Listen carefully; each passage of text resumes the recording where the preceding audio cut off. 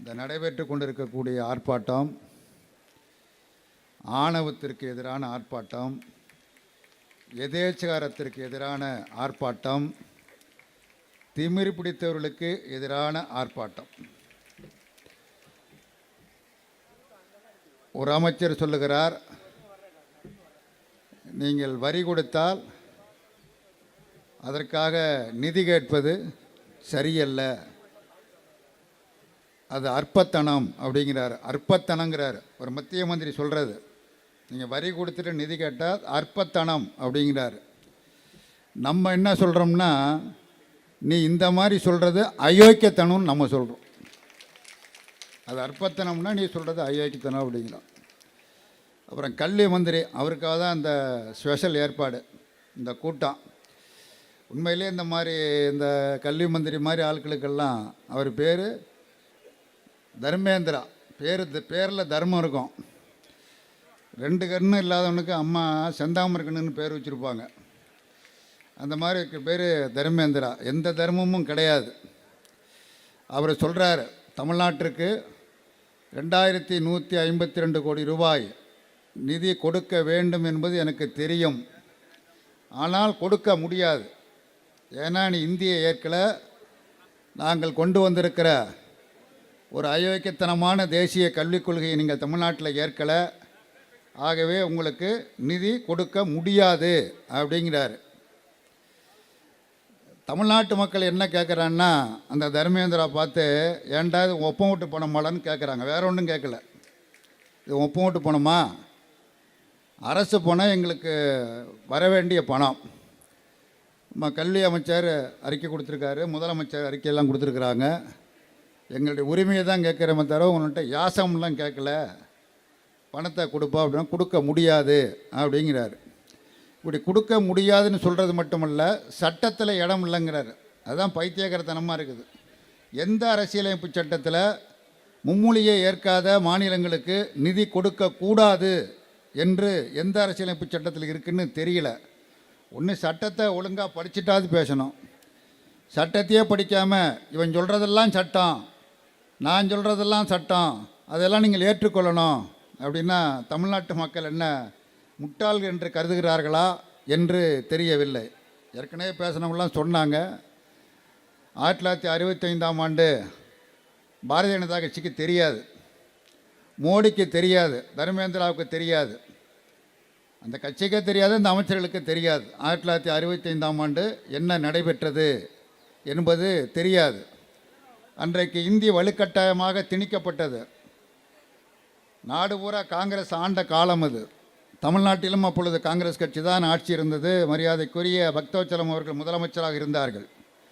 இந்தி திணிக்கப்பட்ட பொழுது அது எதிர்த்து தமிழ்நாடு, குறிப்பாக மாணவர்கள், உயர்நிலைப்பள்ளி மாணவர்கள், அன்றைக்கி மேல்நிலைப்பள்ளி கிடையாது, உயர்நிலைப்பள்ளி மாணவர்கள், கல்லூரி மாணவர்கள், பல்கலைக்கழக மாணவர்கள் போராடினார்கள். பல மாணவர்கள் தங்களின் உடல் மீது பெட்ரோலை விட்டு ஊற்றி தீ வைத்து கொண்டு வீர மரணமடைந்தார்கள். போலீஸ் தடியடியெல்லாம் நடத்தப்பட்டது, துப்பாக்கிச்சூடு நடைபெற்றது, பலர் இறந்து போனார்கள். கடுமையான அடக்குமுறைகளை மேற்கொண்ட பொழுதும் அந்த போராட்டம் தீவிரமடைந்தது. இன்றைக்கி உதாரணமாக ரயில் நிலையத்தில் பார்த்திங்கன்னா, மேலே சென்னை எழும்பூர் அப்படின்னு தமிழில் எழுதியிருக்கோம், மேலே இருக்கும். ஏற்கனவே மேலே இருக்காது, 65க்கு முன்னாடி மேலே இருக்காது, மேலே இந்தி தான் இருக்கும். அது தமிழ்நாடு பூரா நடைபெற்ற போராட்டம். இந்தி எழுத்துக்கெல்லாம் அழிக்கப்பட்டது. அஞ்சல் நிலையங்களில், ரயில் நிலையங்களில் எல்லாம் அழிக்கப்பட்டு சில மாதங்கள், சில மணி நேரம் அல்ல, சில நாட்கள் அல்ல, சில மாதங்கள் தமிழ்நாடு ஸ்தம்பித்து செயல்பட முடியாத ஒரு நிலைமை ஏற்பட்டது. ஸ்தம்பித்து போனது. முன்னோர்களுக்கு இவையெல்லாம் நன்றாக தெரியும்.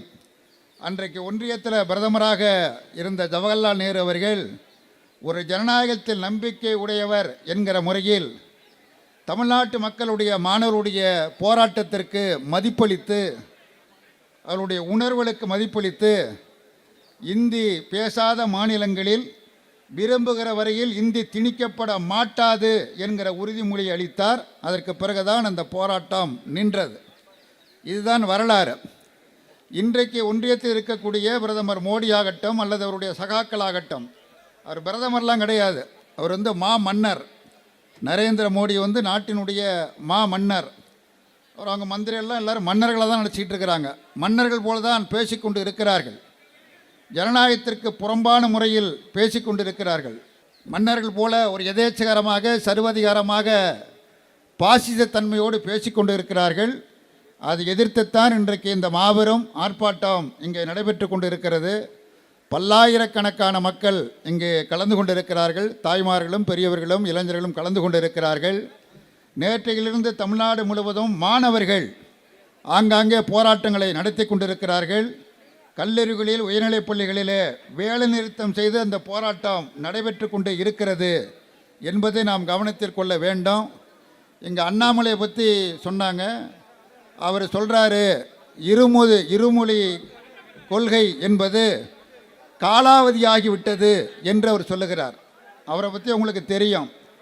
ஏற்கனவே கொஞ்ச நாளைக்கு முன்னாடி அவர் வீட்டு வாசலில் நின்று சாட்டையால் அவர் அடிச்சுக்கிட்டார்.